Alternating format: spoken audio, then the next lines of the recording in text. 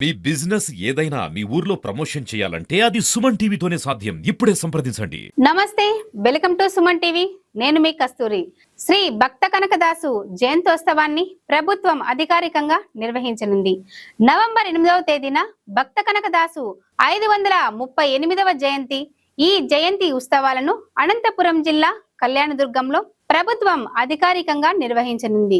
ఈ ఉత్సవాలకు రాష్ట్ర ఐటీ మరియు విద్యాశాఖ మంత్రి నారా లోకేష్ హాజరు కానున్నారు. మంత్రి నారా లోకేష్ హాజరు కానుండడంతో ఏర్పాట్లు భారీగా సాగిస్తున్నారు.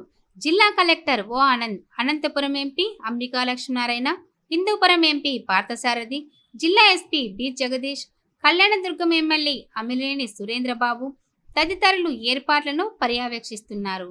కళ్యాణదుర్గ పట్టణంలోని కంబదూరు బైపాస్ రోడ్డు వద్ద కనకదాసు జయంతి ఉత్సవానికి ఏర్పాటును చేపట్టారు. కంబదూరు బైపాస్ రోడ్డు వద్ద శ్రీ భక్త కనకదాసు 9 అడుగుల కాంస్య విగ్రహాన్ని ఏర్పాటు చేశారు. ఈ విగ్రహాన్ని మంత్రి నారా లోకేష్ ఆవిష్కరణ చేయనున్నారు.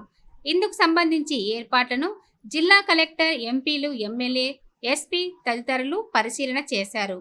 ఈ సందర్భంగా జిల్లా కలెక్టర్ ఓ ఆనంద్ మాట్లాడుతూ శ్రీ భక్త కనకదాసు జయంతోత్సవాల కార్యక్రమం నిర్వహణ కోసం అవసరమైతే అన్ని ఏర్పాట్లు సజావుగా చేపట్టాలన్నారు. లోటుపాట్లు లేకుండా ఏర్పాట్లు ఉండాలన్నారు.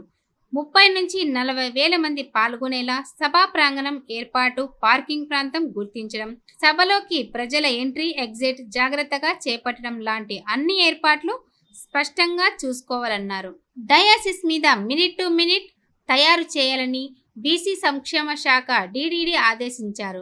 సర్వేయర్తో అవసరమైన ప్రాంతాల గుర్తింపు చేపట్టాలన్నారు. కళ్యాణదుర్గం ఎమ్మెల్యే అమిలినేని సురేంద్రబాబు మాట్లాడుతూ కంబదూర్ సర్కిల్లో స్థలాభావం ఇబ్బంది లేదని, అవసరమైతే మరింత పెంచుకోవచ్చన్నారు. కార్యక్రమాన్ని దిగ్విజయంగా నిర్వహించేందుకు అన్ని విధాల సహకారం అందిస్తామన్నారు. జిల్లా ఎస్పీ మాట్లాడుతూ సభాస్థలి వద్ద లోపల బయట బ్యారికేడింగ్ చేయాలన్నారు.